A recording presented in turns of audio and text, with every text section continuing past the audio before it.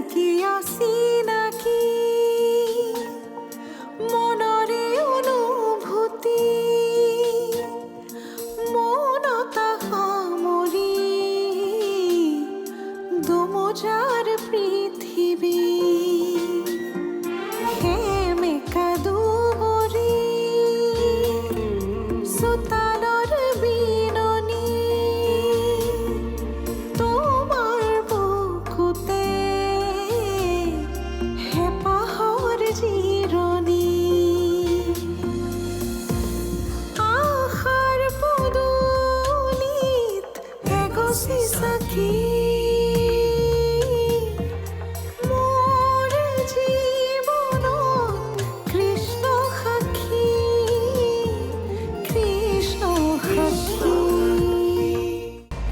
কি মোৰহে দাদা তাৰ কাষত মইহে থাকিম কোনোবা লাল্লু পাঞ্জু নহয় কি হৈছে তোৰ ইয়াত এনেকৈ যাওঁ বুলি কৈছো নহয়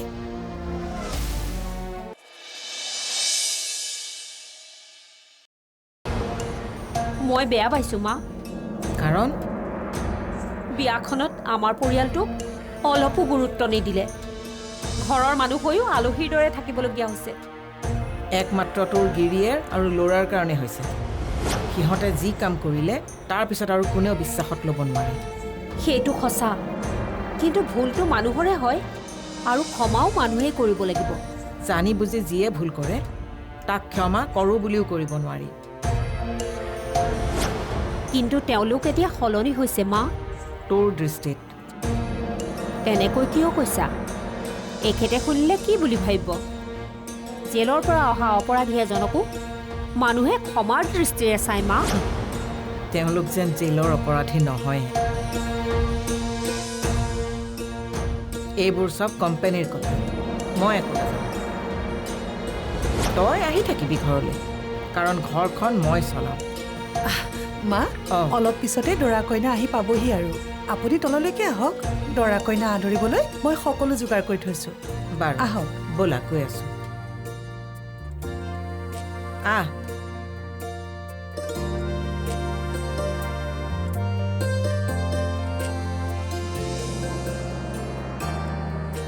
আইতা দাদাই কইনালৈ আহি গ'ল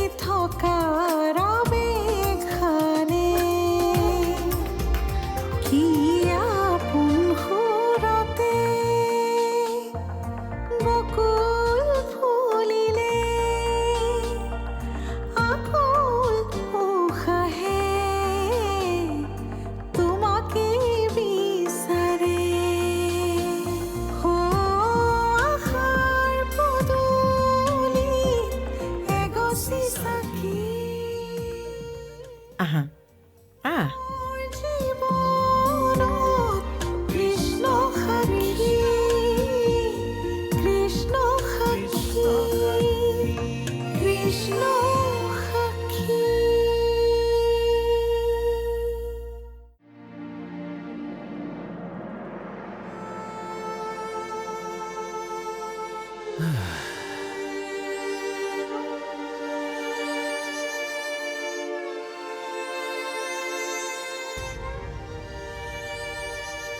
কি হ'ল কি চিন্তা কৰি আছা সাক্ষীলৈ মনত পৰিছে নেকি মোৰো মনত পৰিছে কিন্তু এটা কথা ভাবিয়ে ভাল লাগিছে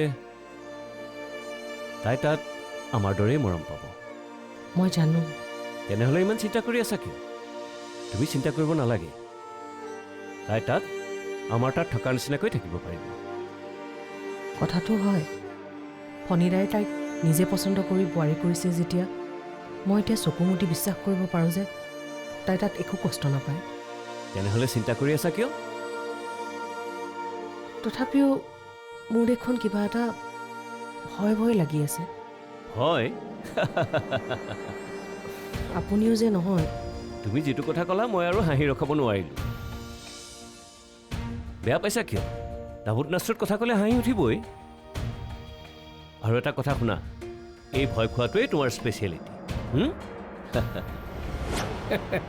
অলপ কন্দা কটা কৰিবই আৰু নতুন ঘৰত আহিছে যে।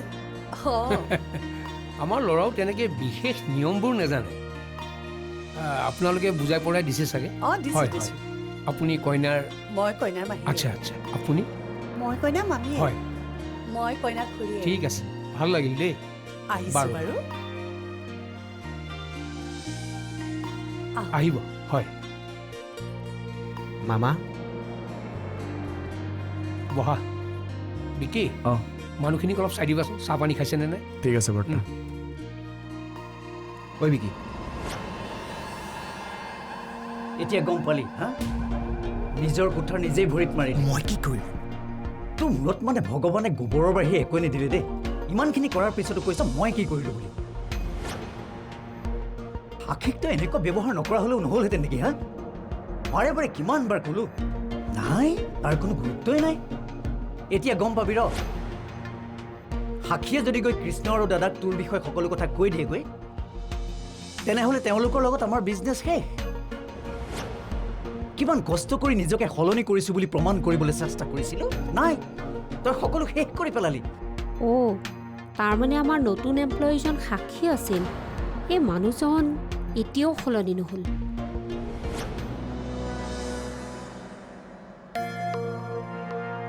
মাহীয়ে মোক যাবলৈ মানা কৰিছে। মই ভবা কথাটোৱে কৈছা। মাহীয়েক আৰু ভাগিনীয়েকৰ যুগলবন্দী ভাল মিলিছে।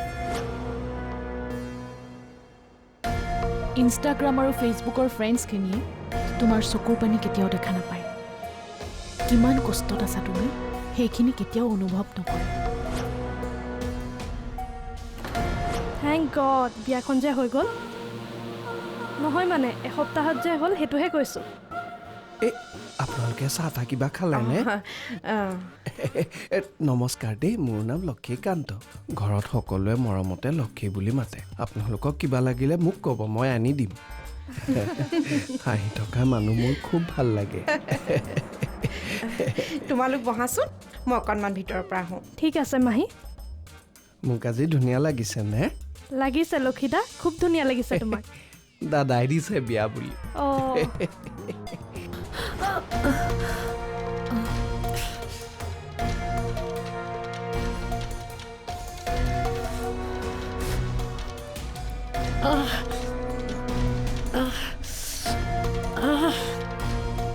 চব এই মাহীজনীৰ কাৰণে।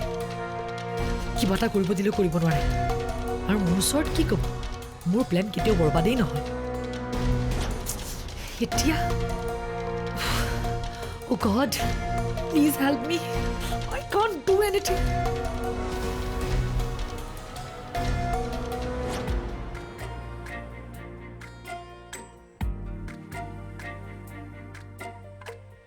কৃষ্ণ, আইতা ক'ত আছে?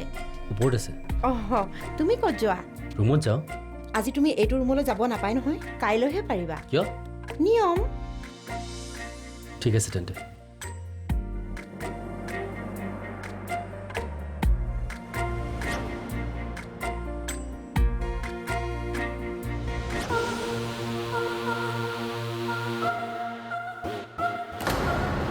আপোনাৰ বাবেহে মানে বায়ে চাকৰিটো এৰিব লগা হৈছিল। মোৰ ভুল হৈ গ'ল। আচলতে মোৰ বৰ অকৰা খং এটা আছে।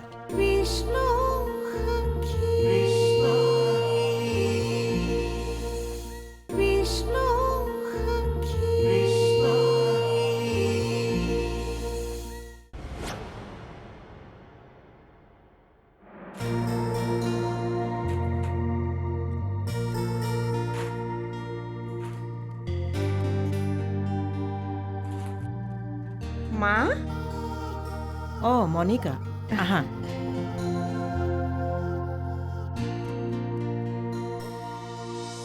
ব্যস্ত হৈ আছে মা? কাইলৈৰ কাৰণে অকণমান যোগাৰ কৰি আছোঁ। সময়ত আকৌ মইহে দৌৰিব লাগিব। ইমান কষ্ট নকৰিব মা, অকণমান নিজৰ দেহাটোৰ কথাও ভাবিব।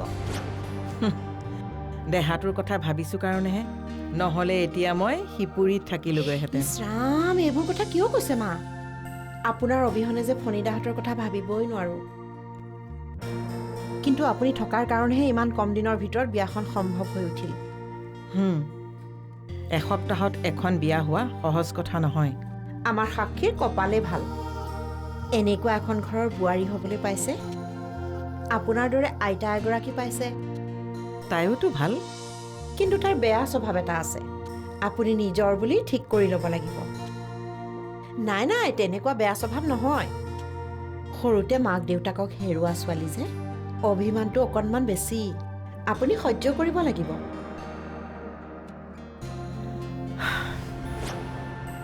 পিছলে চব সহজ হৈ যাব। তোমাৰ কথাটো কিন্তু এই মুহূৰ্তত মই মানিব নোৱাৰিলোঁ। বেয়া নাপাবা। সাধাৰণতে সৰুতে মাক দেউতাকক হেৰুৱালে ল'ৰা ছোৱালী হয়তো বিপথে যায় আৰু নহ'লে মানসিকভাৱে দুৰ্বল হয়। সাক্ষীৰ ক্ষেত্ৰততো মই এটাও নেদেখিলোঁ। এদিনেই তাইক লগ পাইছোঁ, কিন্তু তাইৰ কথাত হেৰুৱাৰ দুখ বৰ কম। বাকী ৰ'ল নষ্ট বা অভিমানী হোৱাটো। তেনেকুৱাটো মই অকণো অনুভৱ নকৰিলোঁ। আপুনি অভিজ্ঞ, জীৱনটো ভালকৈ জানে। মোতকৈ বেছিকৈ মানুহ চিনিও পায়। কিন্তু এটা কথা সত্য, দূৰৈৰ পাহাৰ দেখিবলৈহে ধুনীয়া, ওচৰলৈ আহিলেহে কিন্তু খলা বমাবোৰ চকুত পৰে। মণিকা, তুমি বাৰু সাক্ষী এইখন ঘৰলৈ বোৱাৰী হৈ অহাটো ভাল পোৱা নাই নেকি? আপুনি একদম ভুল ভাবিছে মা। মই বহুত সুখী। দুৰ্ভগীয়া ছোৱালী এজনী এনেকুৱা এখন ঘৰৰ বোৱাৰী হ'বলৈ পাইছে। কিন্তু আপোনালোকৰ ঘৰখনৰ লগত আমাৰ ভিনদেউহঁতৰ সম্পৰ্ক বহুত পুৰণি। সেইকাৰণেহে ভয় লাগে। কাৰণ সম্পৰ্কবোৰ বৰ ঠুনুকা মা। অকণমান টুকৰ লাগিলে ভাঙি যোৱাৰ সম্ভাৱনা থাকে। মই মাত্ৰ বিচাৰিছোঁ সাক্ষী এইখন ঘৰত মিলি থাকক, সুখী হৈ থকাটো বিচাৰোঁ। মা, আপুনি প্ৰেছাৰ দৰৱ খালে জানো? কামত লাগি আছোঁ যে পাহৰিয়ে আছোঁ। হেইয়া, তেনেকুৱা কৰিলে কেনেকৈ হ'ব কওকচোন? যাওক, পাকঘৰত বিনিতাই জুচৰ টেবলেট ৰেডি কৰি থৈছে, খাই আহোগৈ। যাওক। মণিকা, তুমি বহা, মই দৰৱটো খাই আহোঁগৈ। বাৰু।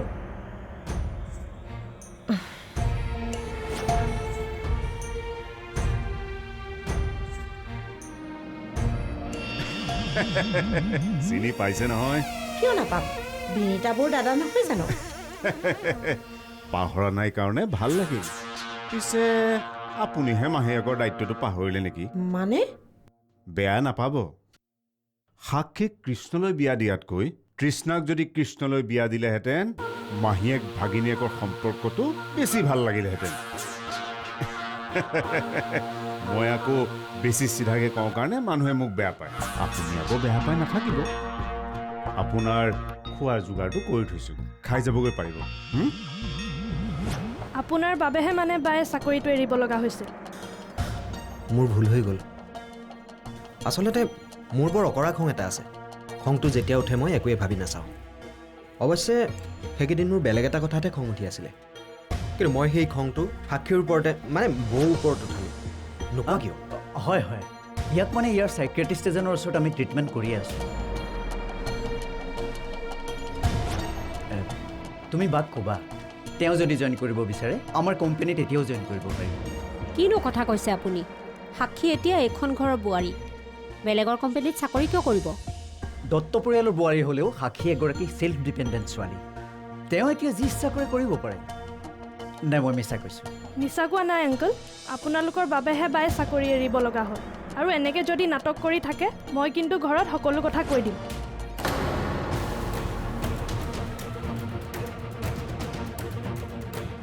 কি ক'লা? যি শুনিছা তাকে কৈছোঁ। কৃষ্ণ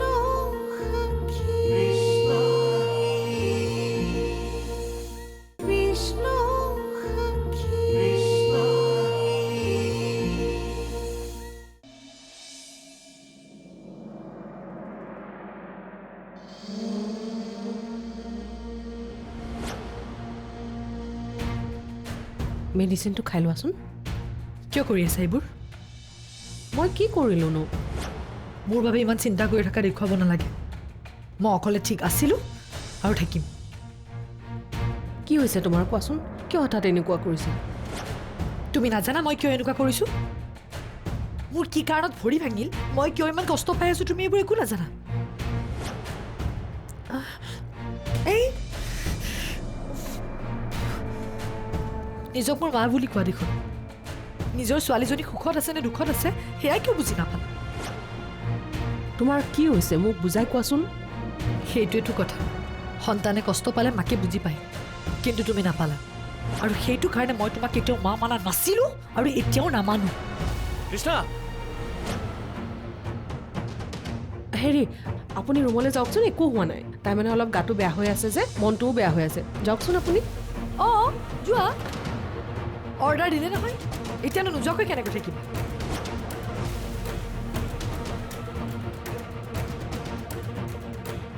কি ক'লা যি শুনিছা তাকে কৈছোঁ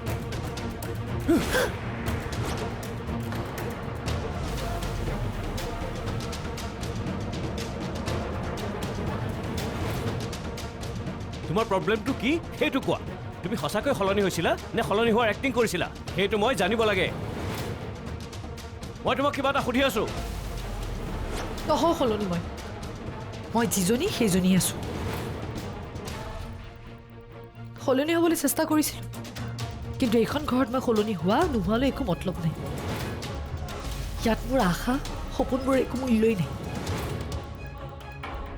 তুমি কিয় তেনেকৈ কৈছা মইতো তোমালোক দুজনীৰ কাৰণেই জীয়াই আছোঁ সেইবোৰ ডাইলগ শুনিবলৈ ভাল কিন্তু একো কামত নাহে শুনিলা মনিকা মাকক কথা কোৱাৰ সুৰ শুনিলা এই মানুহজনী মোৰ মা নহয় তোমাৰ ৱাইফ হয় কিন্তু মোৰ মা কেতিয়াও নহয় বা প্লিজ মই তোৰ মা হয় তই মোৰ নহয় ইয়াৰ পৰা যা এদিন পস্তাবা তুমি কোনো নাথাকিব তোমাৰ কাষত তেতিয়া বুজি পাবা সম্পৰ্ক মানে কি আপোন মানুহ মানে কি ব'লা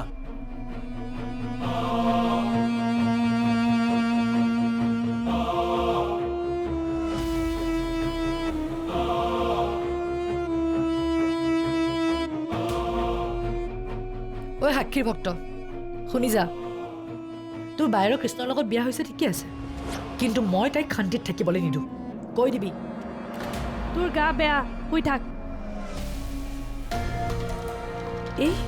এই মোক এনেকৈ ক'লে যে মাহী মই কি এবনৰ্মেল হা তাই মোক এনেকৈ ক'বলৈ সাহস ক'ত পালে মাহী খং নকৰিবাচোন মই আছোঁতো কাম ডাউন তাই মোৰ ভণ্টি হৈ মোকে ঠাট্টা কৰিছে আৰে মই কি ভুল কৰিলোঁ তুমি একো ভুল কৰা নাই একদম শুদ্ধ কথা কৈছা ভিন্দৰ মুখে মুখে কথা কোৱাৰ কাৰণে খুব ভাল পাইছোঁ কিন্তু এতিয়া তুমি ঘৰৰ মানুহৰ বিৰুদ্ধে যুঁজি থাকিলে নহ'ব এতিয়া আমাৰ প্ৰধান কাম সাক্ষীৰ সংসাৰখন ভঙা